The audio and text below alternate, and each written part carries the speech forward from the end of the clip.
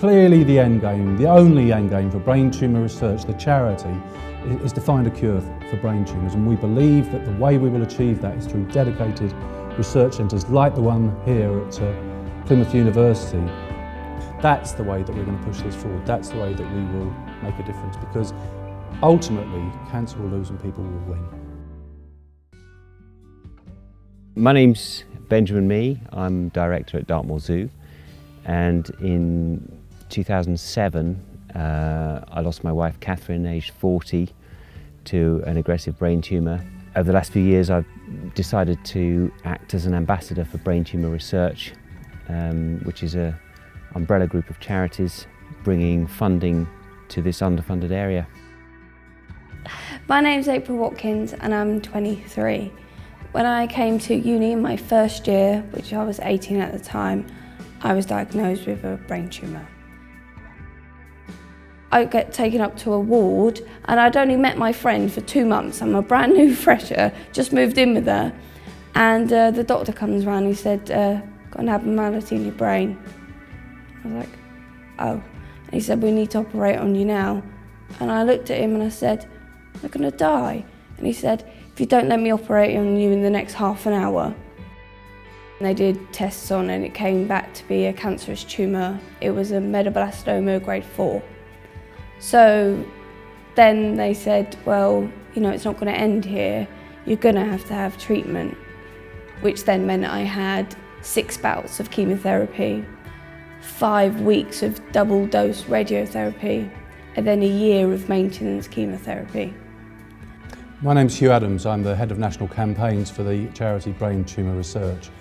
It's really key to our strategy to establish dedicated research centres, and we're absolutely delighted to be collaborating with Plymouth University here, because we believe they have an exceptional setup, and we're delighted to introduce this fundraising partnership where together we're going to get closer to funding the fight and finding a cure for brain tumours. I am Professor Oliver Hannemann. I lead the Southwest team which runs the Excellence Centre of Low-Grade Brain Tumours. Brain tumour research and Plymouth University partnership, I think, is a very important partnership because it raises awareness of funding for brain tumours, the lack of funding for brain tumours, and provides the necessary funding to do this research. It's the work that Professor Hannemann is undertaking in understanding low-grade brain tumours that was of specific interest to us, and that's why we're so delighted to be working alongside him. Plymouth University team, and we are a team, clinicians, researchers, marketing, working with brain tumour research to raise the awareness and get the funds. That's amazing. I've been really fortunate. I've had a great opportunity to look at the work that Professor Hannemann's undertaking at the John Ball Centre. It's a world-class facilities. We're absolutely delighted to be working alongside Plymouth University with this, and we would welcome anyone who wants to get involved to see what world-class brain tumour research looks like to visit the John Ball Centre and see the work that's being undertaken there. As an ambassador for brain tumour research, I felt I had to come and actually see some of the research that goes on, and I've met Professor Hannemann a few times, and he's invited me down to the building, and I've finally taken him up on it and got to see the work firsthand.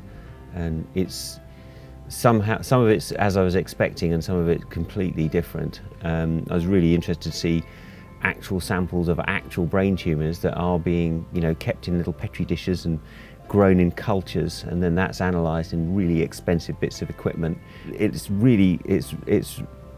totally cutting edge. You get that feeling that everything is absolutely cutting edge, and everyone in there is as, you know, sharp as a pin. There are several different centres of excellence in brain tumour research around the country, and Plymouth University is focusing very much on the growth and development of the low-grade tumours to enhance understanding, which can then be applied more broadly. And although my wife succumbed to a high-grade tumour, I've had lots of talks with Oliver about how important all the different pieces of the puzzle are to fit in together, and it's great that Plymouth University is in a position to play its part in the overall picture of brain tumour research around the country.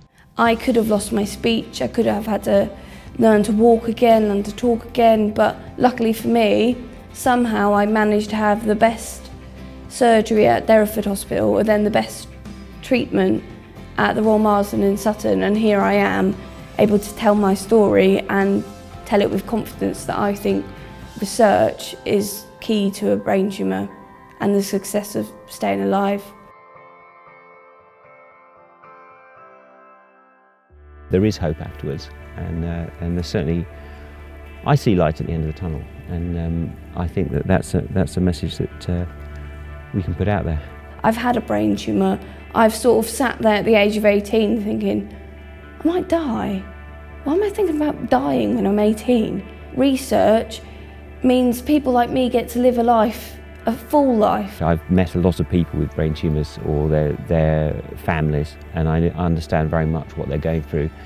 And there's this tremendous feeling of isolation and that nothing's being done. Whereas now there's a much more positive message that things are being done right here on our doorstep. I remember one of the first books I read about brain tumours was written by a BBC journalist called Ivan Noble, who died at 37, and his key point was eventually cancer will lose, people will win.